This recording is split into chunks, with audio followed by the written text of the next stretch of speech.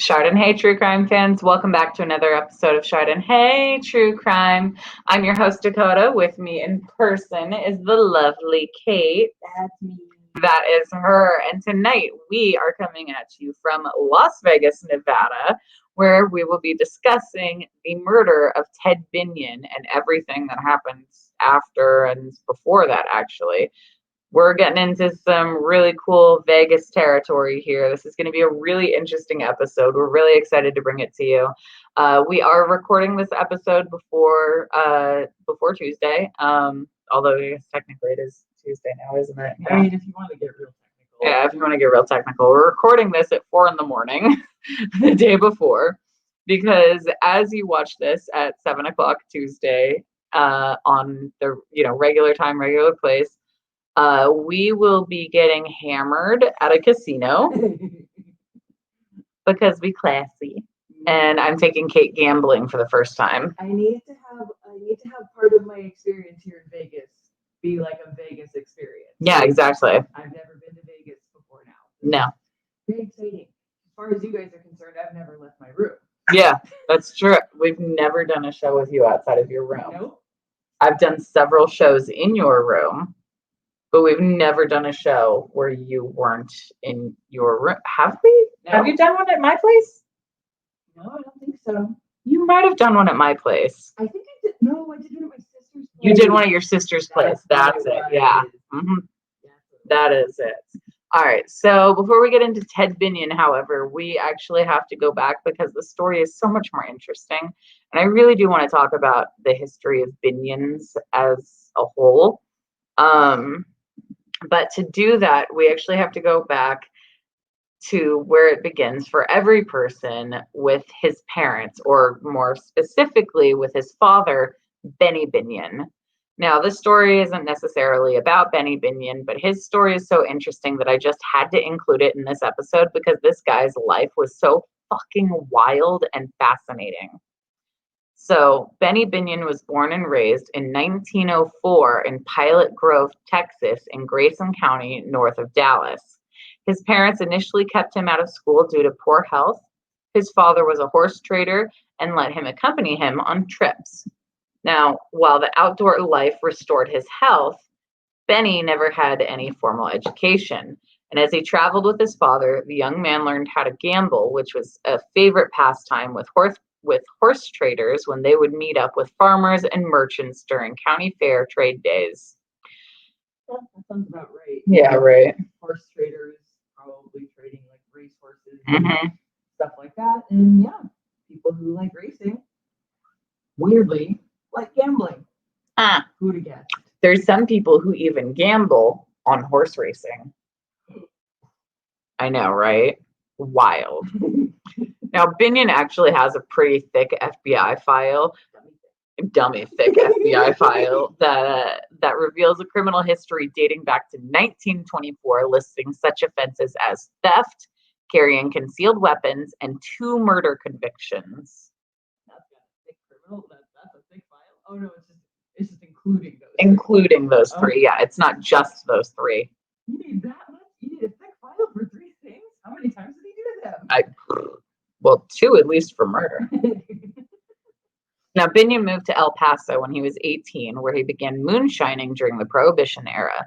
And a year later, Binion moved to Dallas, where he set up moonshining operations again, for which he was twice convicted. And in addition to his moonshining, in 1928, Binion opened up an even more lucrative numbers game. In 1931, he was convicted of shooting and killing an African rum runner, Frank Bolding, cowboy style. Honestly, I don't know. Did he do it like from the back of a horse? So when I went shooting last time, I tried shooting like this really cool cowboy rifle. Like it was like one of those like pump action guns. It was really cool. And like, for the most part, we were like sitting while we were shooting and stuff. And I decided to stand up and try shooting it. And when I was doing that, my step-grandpa Dave was like, "Ooh, look at you shooting like a cowboy." So maybe like that, where he just like stood there holding a rifle and shot him. I don't know. I like the idea that he did it specifically from horseback. Yeah, but this was the origin of Binion's cowboy nickname, and Binion received a 2-year suspended sentence. In 1936, he established a network of private dice games at several Dallas hotels, including the Southland Hotel in downtown Dallas. This became to be known as the Southland Syndicate, and by the end of 1936, he had gained control of most gambling operations in Dallas with protection from powerful local politicians. Yeah, that's who you gotta get in your pocket for that kind of shit. For sure. In 1936, Binion and a henchman killed a numbers operator and competitor, Ben Frieden, emptying their pistols into him. He then allegedly shot himself in the shoulder and turned himself into the police, claiming that Frieden had shot him first. Ooh, I know. Binion was indicted, but the indictment was later dismissed on the grounds that Binion had acted in self-defense. So yeah, it was clever. ooh. Unfortunately. That kind of shit was easy to do back in the 30s. Yeah, right. Easily fake that. Oh yeah. So in 1938, Binion and another hired hand allegedly killed Sam Murray, another one of his competitors in gambling rackets. Now, he was never indicted for this murder, and charges were dropped against his henchmen. By the early 1940s, Benny had become the reigning mob boss of Dallas. He then sought to take over the gambling rackets in Fort Worth, and the local mob boss of that city, Louis Tyndall, was murdered shortly afterwards. I can't even begin to think who might have done that. No idea. No. It was Jimmy Hoffa. Oh wait, no, you know who it was? Who? It was Biff from Back to the Future. Oh my God, it totally was Biff. So a Chicago outfit made a successful move into Dallas after World War II with the 1946 election of a Dallas County Sheriff, Steve Guthrie. Benny Binion lost his fix with the local government and fled to Las Vegas. Now, while in Dallas, he had begun a long-running feud with Herbert Noble, a small-time Dallas gambler, which continued after he moved to Vegas. He demanded that Noble increase his payoff to Benny from 25% to 40%, which Noble refused to do. Benny then posted a reward on his scalp that eventually reached $25,000 and control of a Dallas crap game. I know, right? I always think it's really funny that they call it crap. I'm playing craps. Yeah, I've never understood that. Like, who the hell named that? Someone who didn't know what crap was. It's just like, was the game named before the I think the game was named because people throw the vice and go crap. Yeah, that's like literally the only explanation I could possibly think of. I'm playing crap. Just what? It's like, oh hey, what are you playing? Crap. Oh, okay, cool. Now, Noble survived numerous attempts on his life, sometimes narrowly escaping with gunshot wounds. And in November 1944, his wife was killed in a car bombing that had been intended for him. And God. In retaliation, he planned to fly his private plane to Las Vegas to bomb Benny's house, but was restrained by law enforcement officials before he could execute his plan. God, the fucking 40s were wild, man. You just like plan to fly over to Vegas to like bomb the dude that's been trying to have you killed for years. Like, yeah. Fuck. I mean, like, in his defense, I will say that like that was probably a pretty like even response in terms of retaliation. Definitely. But like, Jesus Christ. Why y'all so extra? So extra. It's honestly like the most extra. Y'all were just fucking dramatic back then. So fucking dramatic, They dude. did it all for the drama. All right. Where was I? Okay, so in August 1951, as Herbert Noble drove up to his mailbox, a bomb exploded nearby, killing him instantly. And another one of Benny's competitors was out of the field. So Benny Binion lost his gambling license in 1951 and was sentenced to a 5-year term in 1953 at Leavenworth Federal Penitentiary for tax evasion. That's what gets them all. Seriously. You know that's what happened with Al Capone. No, I didn't know. Oh, yeah. Al Capone, one of the biggest gangsters of all time, went to prison for tax evasion. I know, right? Jesus Christ. Y'all are dumb. So dumb. All the shit that you get away with, that's what you can't figure out, is how to safely commit tax fraud. Yeah. Literally. So in Las Vegas, Benny Binion became a partner of the Las Vegas Club Casino, but left after a year due to licensing problems after the casino relocated. In 1951, he purchased the building, which had previously housed the Las Vegas Club, and opened it as the Westerner Gambling House and Saloon. Oh boy. Everything out here has a fucking theme. Like, driving around, you notice that there's like a theme to everything. Oh god, yeah. Like, they're so extra still. Like when we hit the state line, like right away, I was just like, wow, everything is just like a different theme park, isn't it? Yep, absolutely. So in 1951, he purchased the El Dorado Club and the Apache Hotel, opening them as Binion's Horseshoe Casino. Horseshoe Casino, which immediately became popular because of the high limits on bets. He initially set a craps table limit of $500, 10 times higher than the limit at his competitors of the time. And as a result of outdoing the competition, Benny started to receive death threats, although eventually casinos raised their limits to keep up with him. And additionally, the Horseshoe would actually allow a bet of any size from a player as long as the bet was no larger than the player's initial bet. That's a weird rule. I know, right? Also, I can't help but like chuckle a little bit at the name, like the El Dorado Club, so it's the Gold Club. Yeah, right. the Gold Club, yes. So Benny was in the vanguard of the Las Vegas casino innovation.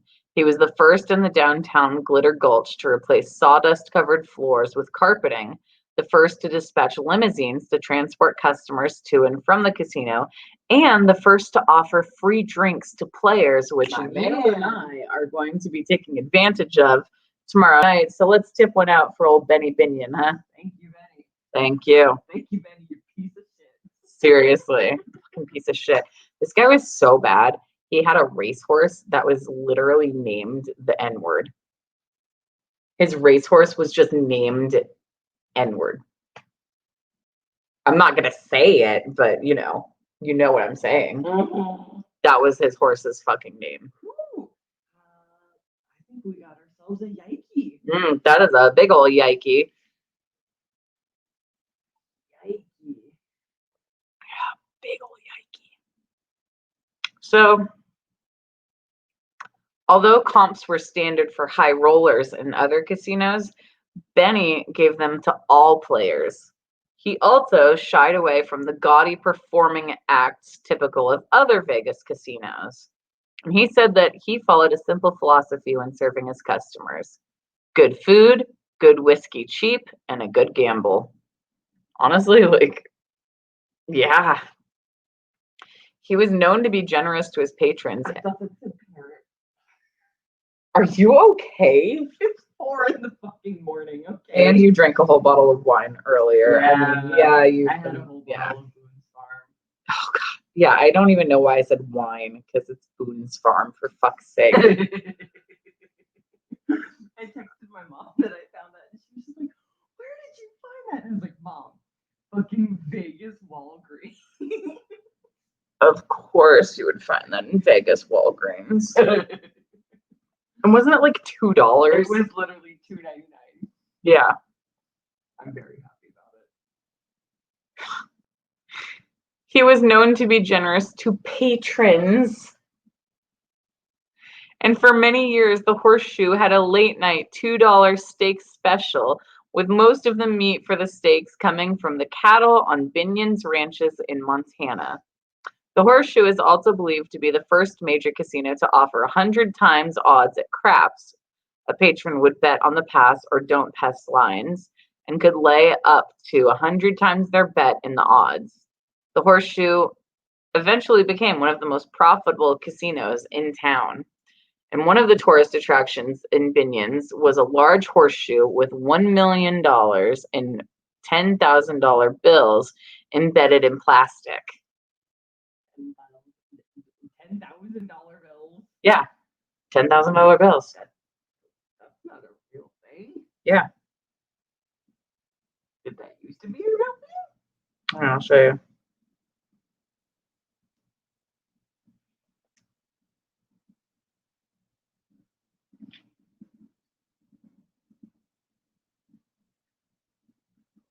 Was it like actually real? Yeah. That's wild. The $10,000 bill, featuring the portrait of President Lincoln's Secretary of the Treasury, Solomon P. Chase, was the highest denomination of U.S. currency to ever publicly circulate. Since 1969, the highest denomination bill note issued in the United States has been the $100 bill. But like that was literally a thing for a while. I don't know why I thought there was a $500 bill recently. I think there was, but they stopped circulating after 1969. Well, no, I said more recently Oh. than that. Let's see. Yeah, until 1969, yeah. Mm-hmm.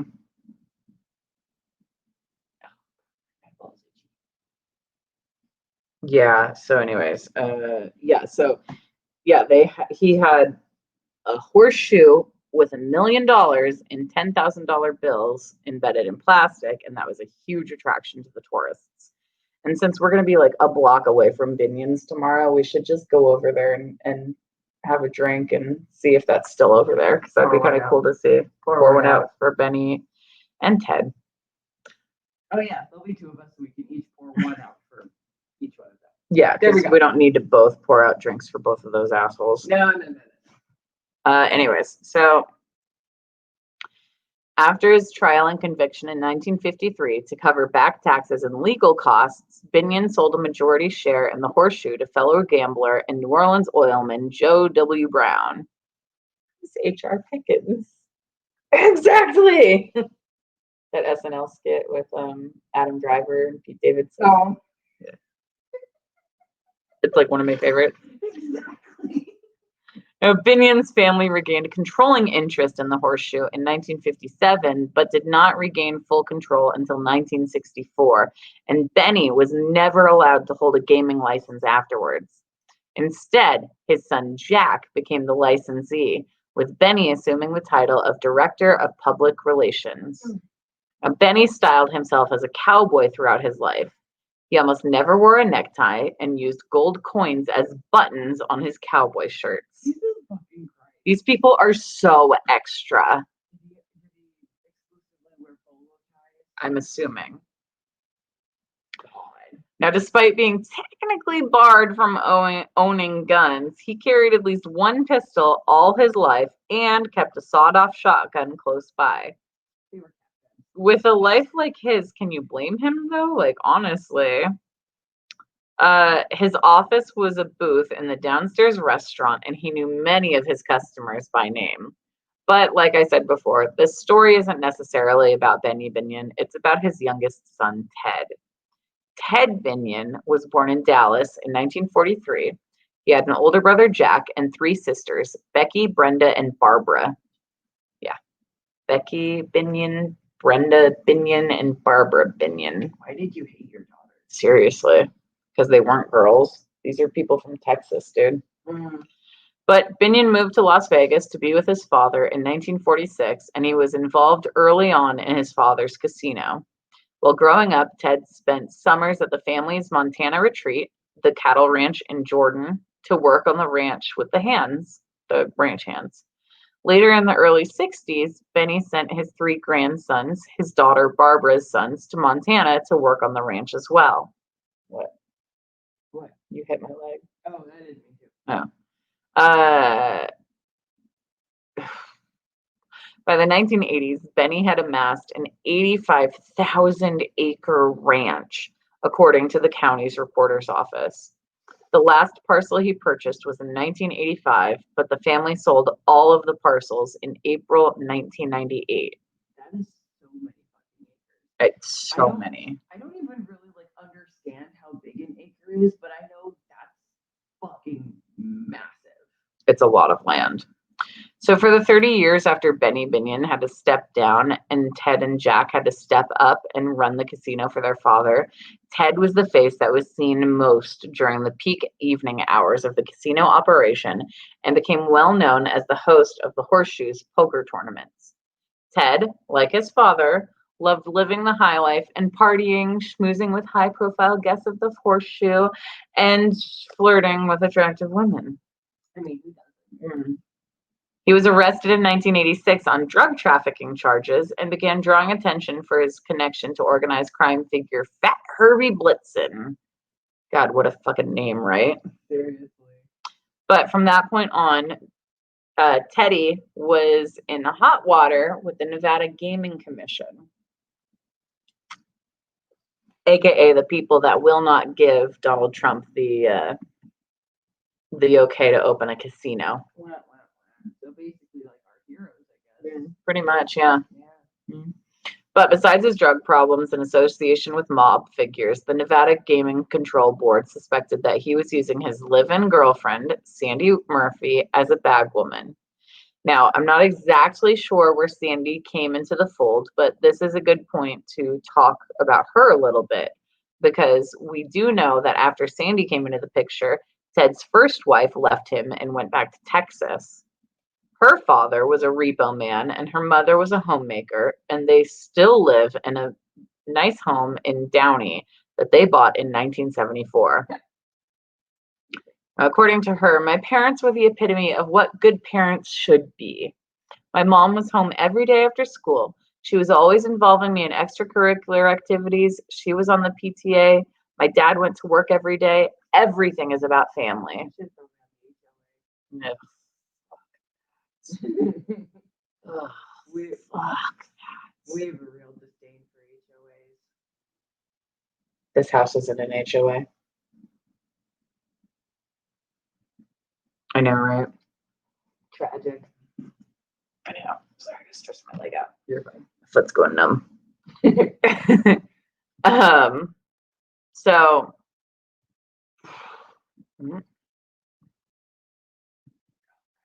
Eyeball. I was from swimming earlier. Yeah. So at 17, she was the runner-up in the Miss Bellflower pageant, but she did not graduate from high school, having missed classes because she started an aftermarket auto accessories business with a family friend. By the time she blew into Las Vegas in February 1994, she had had a few minor skirmishes with the law, including a drunk driving conviction.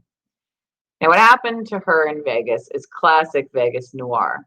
Young Murphy lost her money, at least $12,000 in savings, at the casinos. She says that she was on a trip with her girlfriends and she brought about between $12,000 to $15,000 and lost it immediately. Honey. I'm like, girl. Honey. Girl. Now, while trying to make it back by working at a strip club, just selling lingerie, she claims. Yeah. Oh, yeah. So her claim is she went to the strip club and she was like, "Can I sell my lingerie here?" And they were like, "Yeah, sure, go ahead." So she was like modeling lingerie to try to sell it to customers. Yeah. Okay, honey. Mhm. All right. Mhm. You stick with that Yeah. story. Yeah. That's okay.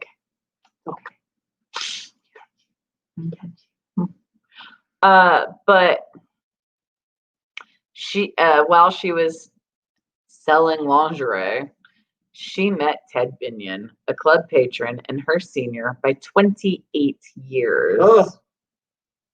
I know, right? It's a lot of years. I mean, like, trust me, I get the older man thing, but oh, honey. There's a limit. Honey. there is a limit. I feel like if the age gap is old enough to drink, it's too much. Or rent a car. Yeah. 28, you can rent a car.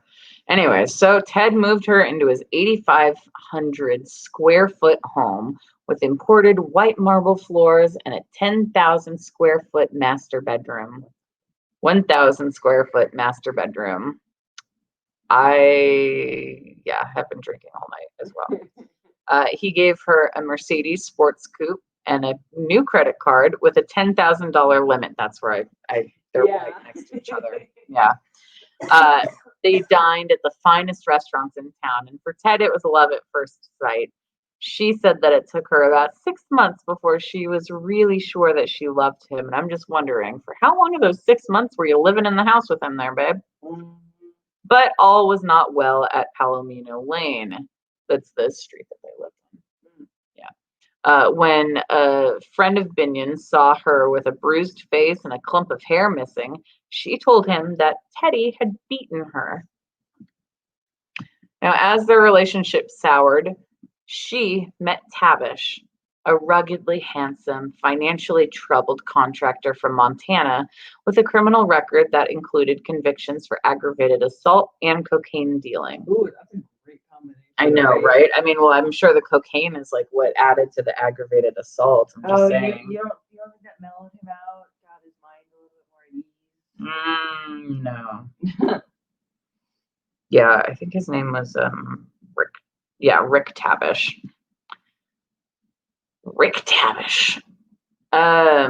But Binion had hired Rick Tavish to haul sand from his property outside Las Vegas, and Rick became a regular visitor at Palomino Lane.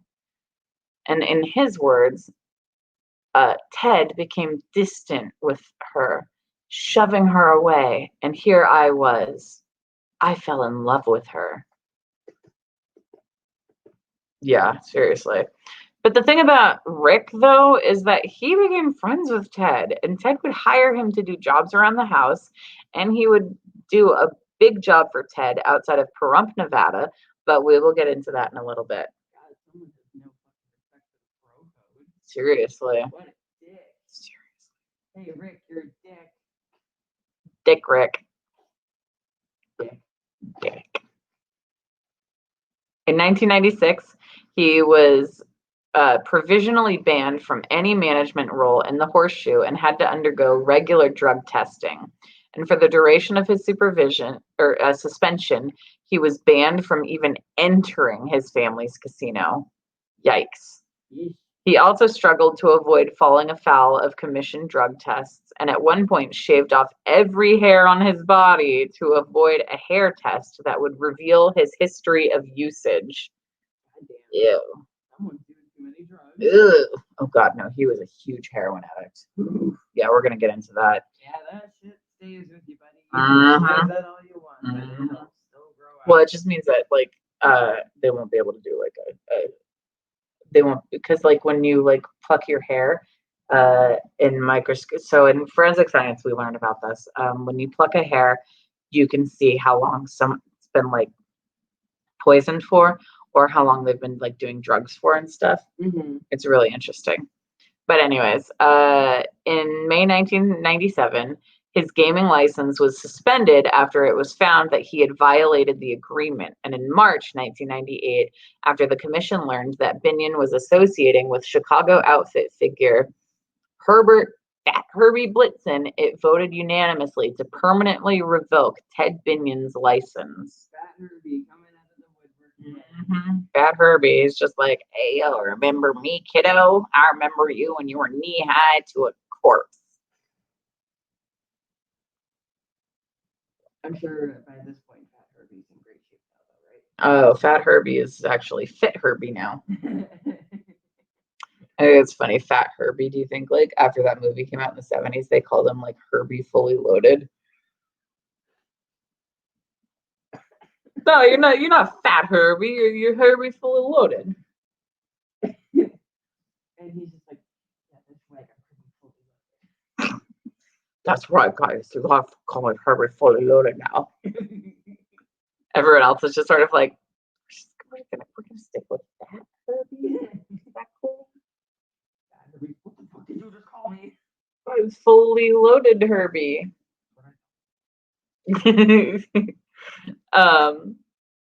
So Ted was the first person to lose his license for violating a Nevada regulation that bans gaming licensees from associating with known criminals. So literally, if you own a casino in Nevada and you you have a gaming license and all that, you are legally not allowed to associate with mobsters or anything like that because they will take away your right to own a casino. What if you don't? Trump. I'm just saying. Like, what if you weren't aware of it though? It's Vegas. Trust me, you're aware of it. What if you got like some green kid who's just like who doesn't know a goddamn thing? Well, but like some green kid is gonna get a fucking gaming license. Yeah, Gotta know the community. I guess. Yeah, Clearly, I don't. clearly. But he was never to be associated with the family business again. And inside the basement of the casino, however, was Ted's silver collection, housed in a floor-to-ceiling vault at the Horseshoe Club. When Ted's ties to the family casino were severed, he had to either sell the silver or relocate it to a secure spot. And after Binion lost his license and the family sold the Montana ranch, he became even more involved in drugs, especially marijuana, Xanax, and heroin, which he smoked. God, buddy. Yeah. When I was doing notes for this, there was like a point where it was like, they were like listing the drugs that he did, especially marijuana, Xanax, and heroin. Or no, it was like, it was Xanax and a type of street drug called tar heroin. I was like, it's just, Is that like a normal heroin? yeah, it's black tar heroin is like the more pure stuff. So like you get a better high. But yeah. But it's literally just fucking heroin. It's just basic fucking heroin. Well, Yeah. Basic heroin, But you know, yeah. But like, and then in parentheses, it said something like, he would constantly smoke the dragon, a process which involves like lighting a fire underneath the heroin and inhaling the smoke. And I was like, yeah, everyone knows what fucking chasing the dragon is. Jesus Christ. I mean, I didn't know that was exactly how that worked. Oh, really? Yeah. Yeah. So what they do is they put the heroin onto a piece of tinfoil, they hold the tinfoil and then light a lighter underneath it. And then they use like a straw sometimes, or like they'll like roll up some like tinfoil, or they'll just like stick their face over it and like inhale the smoke. Is that like when people? Is that like what people are doing when they're like heating it up in a spoon? Mm-hmm. Oh, interesting. They also can inject it that way too. They heat it up with a spoon and then it like activates it or whatever, and then you like get, because heroin's a powder form. Yeah. Yeah, and then they like put it into the needle and then inject themselves. Okay. Yeah.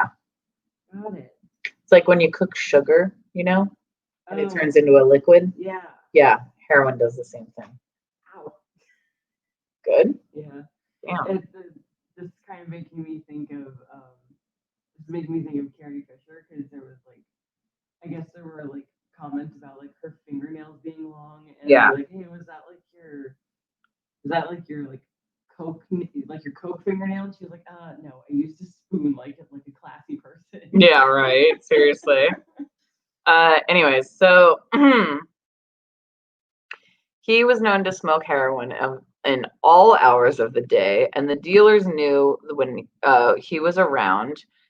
The dealers knew when he was around due to the telltale odor of marijuana smoke whenever he used the eye in the sky to keep an eye on the action. So the eye in the sky is just like the camera. Oh, okay. I was Yeah. just like, is this like some weird drug metaphor that I No. He would just like smoke weed and watch the cameras in the like security office. Bruh. Seriously. They'd be like walking around, they'd be like, fuck, I smell so much weed. And then someone would be like, yeah, bro, like, oh, you're new here. Yeah. So Ted. that's Ted. He's in the office. just so you know. What, like Ted Bundy?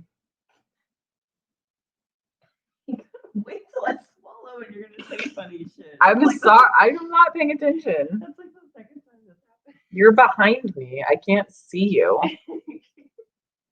God. But Binion was once the target of a near kidnapping, a dramatic attempt that left bodies strewn across the desert because this whole fucking family thought that they were all fucking cowboys.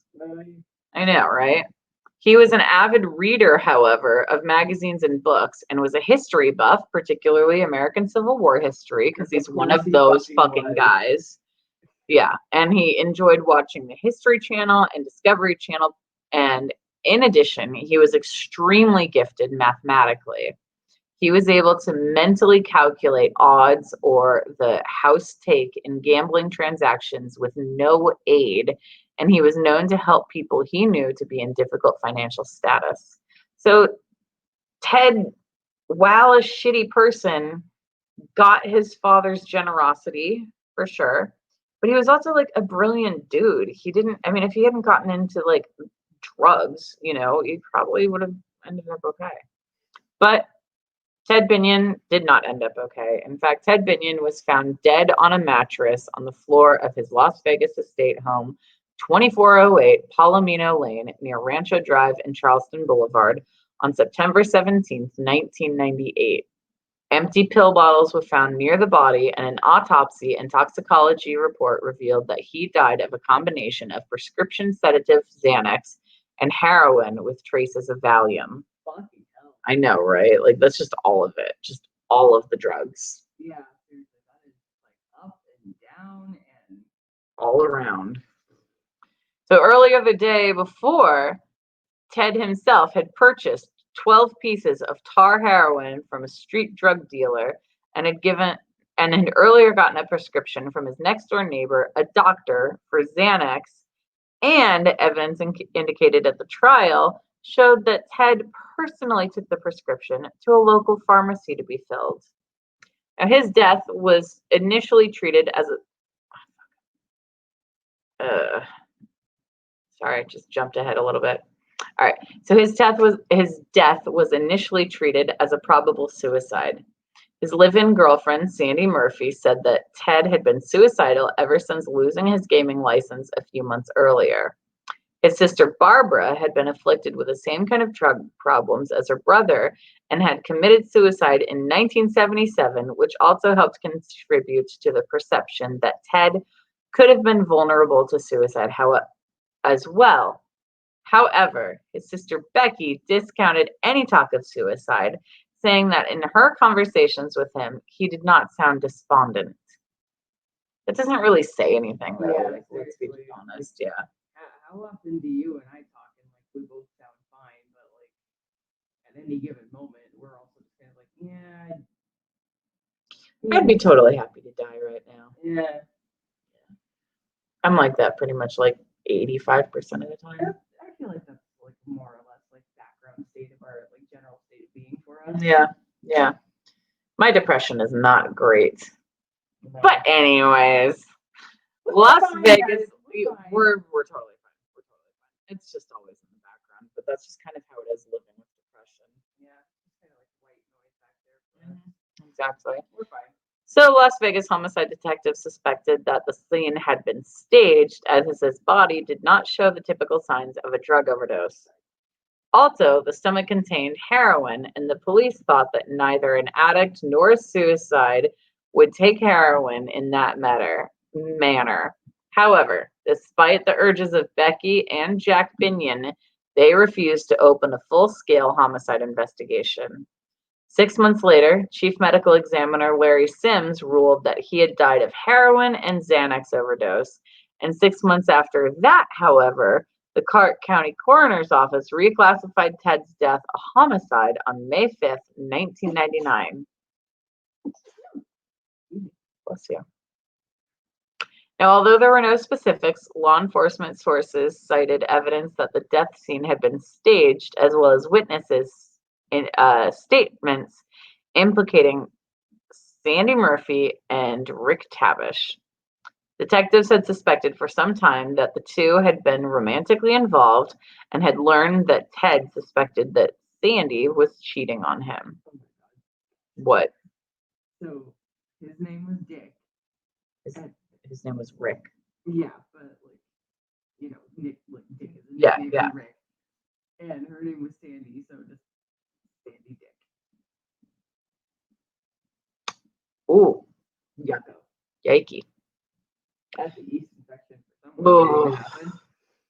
In June 1999, Sandy and Rick were arrested for his murder, as well as for conspiracy, robbery, land larceny, and burglary. The prosecution contended that Murphy and Tavish had conspired to kill Binion and steal his wealth, drugging him into unconsciousness and burking him, a form of manual suffocation. The suffocation in this theory was presented by at trial by forensic pathologist Michael Baden, who testified for the prosecution that the overdose was taking too long, so they moved on to the suffocation because the pair feared discovery.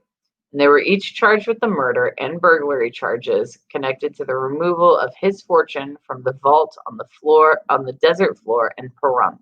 Now let's talk about that for a second, because the job that he had Rick do, he had him build a vault in the middle of the desert, like on this piece of random property that he owned in Pahrump. And it's literally between like a Burger King and like a motel. There's this like empty piece of land. That's so fucking random. And so Ted had Rick build him a vault there. And the only people who know the combination to that vault were Ted Binion and Rick Tavish. Yeah. Interesting. Mm-hmm. The plot chickens. Exactly.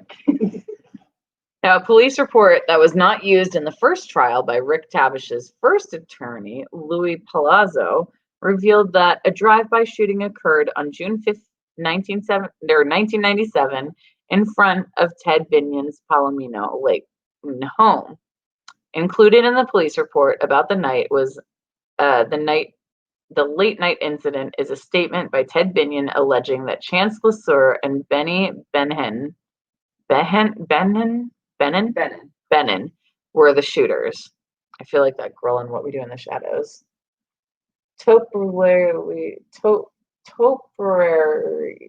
Topiaries. That, but hedges.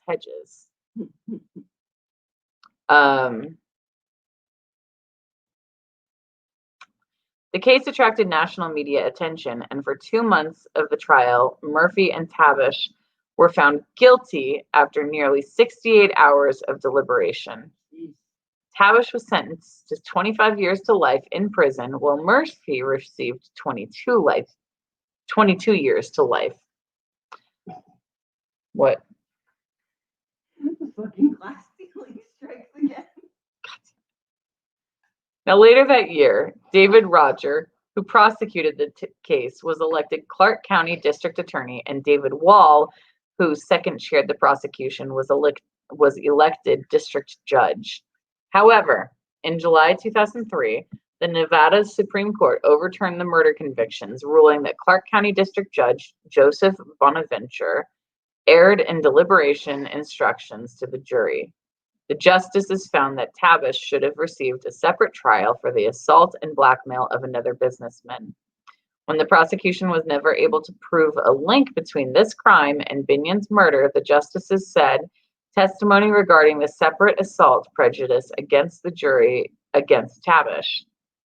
The justices also ruled that jurors should have been told to consider statements by Binion's estate attorney as statements of the attorney's mind did not fact.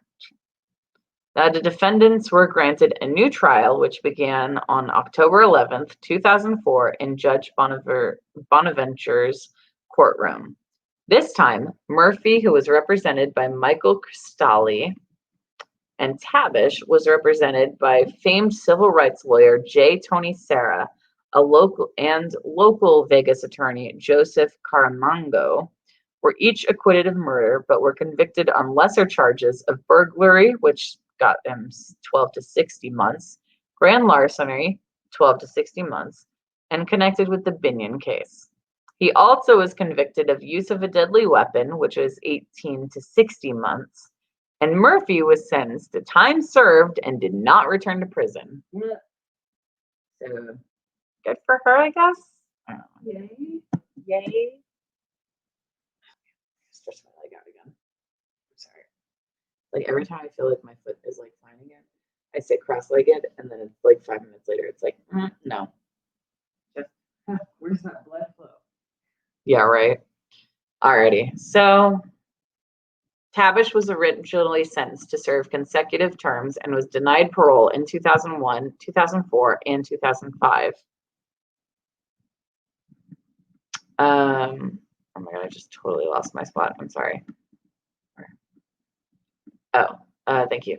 On January 26, 2009, he was brought into Las Vegas where the Nevada Parole Board granted him parole to consecutive, meaning the 3 convictions were to run concurrently.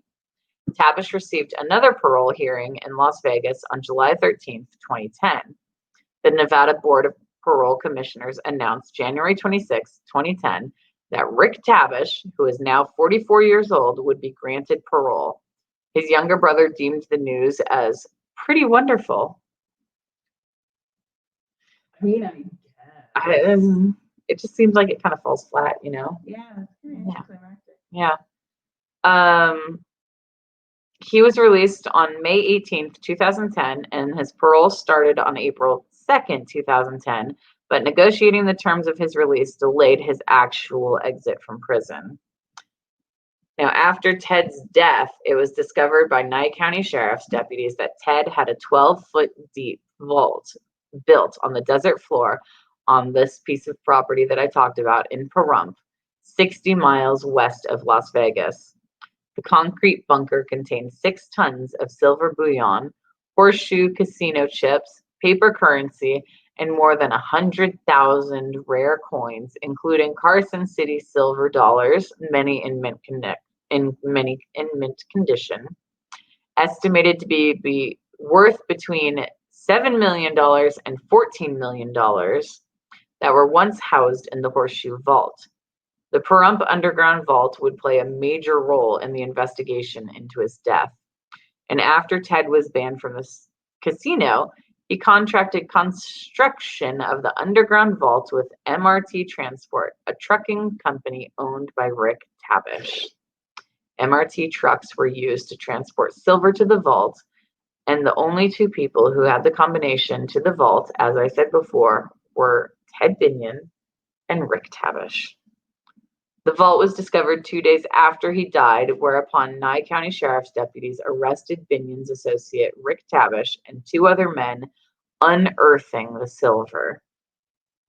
Wow, what dumbass. 2 days after he died, they were like, "Oh, let's go check on that vault that Teddy had." Bruh, you wait 6 months. Exactly.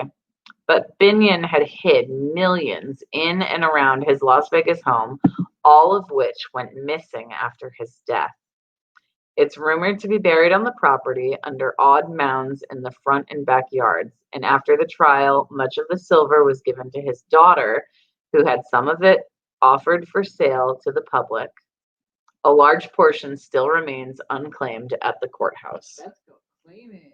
Actually, someone was recently arrested for trying to dig up basic. Yeah, they were trying to find his lost silver. They were digging in the desert.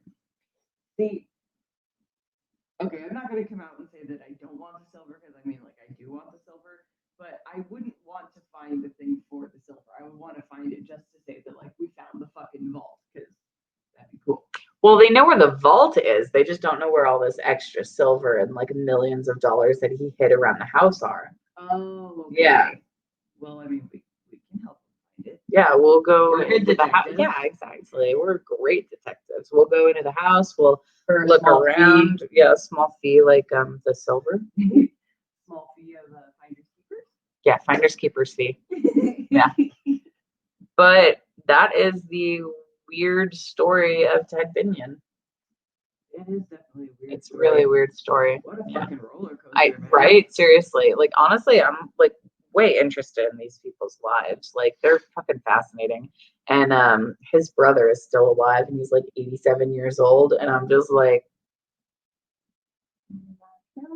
how much you worth?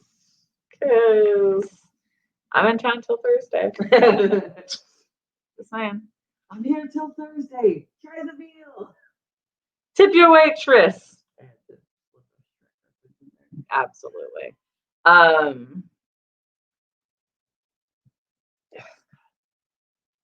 It's a wild story. But like I remember reading about this years ago and just being fucking fascinated by it, you know? Mm-hmm. It's really a fascinating story. So yeah, that's the story of Ted Binion. We hope that you enjoyed it. It's a good Vegas episode to cover. We will be covering, we'll be trying to like head out and into the world and do more things out there in the world. And we're going to try and cover more episodes that take place in the places that we are at. Right? It would be fun. It would be a lot of fun. Little true crime road trip. Oh my God, that would be so great. We could go to Wisconsin and show where Jeffrey Dahmer lived, and we could go to like, all the other places. It would be super cool. Get some, oh God. Was Jeffrey Dahmer the one who made the chocolate? Yeah, but that chocolate factory closed down years ago. I looked it up. Yeah. But we could still like get chocolate from like Wisconsin. My God. It's not chocolate that he made, but we can pretend. We can use our imagination. So if you enjoyed our show this evening, feel free to check us out down below. My Venmo is at Dakota's Beard. Kate's is at Kate Ulrich 42, or you can support the show at patreon.com/Chardonhaaay TC. That's CHARDONHAAAYTC. Chardonhaaay TC. There's got a lot of really cool content coming on to Patreon coming up. We've got a whole lot going on, and yeah, keep an eye out for the fun stuff. Keep an eye out for our next episode. We are going to be skipping this Thursday, just so you know, because we will be driving back from Las Vegas, and we plan on doing a couple things on the road on the way back. Maybe we'll do a live stream while we're driving back. That would be fun. Yeah, we could do that. That'd be pretty easy. Yeah. Super. Yeah, so keep an eye out. We're going to have a lot of fun. And until next time, say goodnight, Kate. Good night, Kate. I guess say good morning, Kate. Yeah. I mean, it's almost 5 in the morning. It's just about 5 a.m. It's about 5 a.m. So we're going to go to sleep, and we will see you all next time. Until then, good night, everybody. See you next Tuesday. Hey.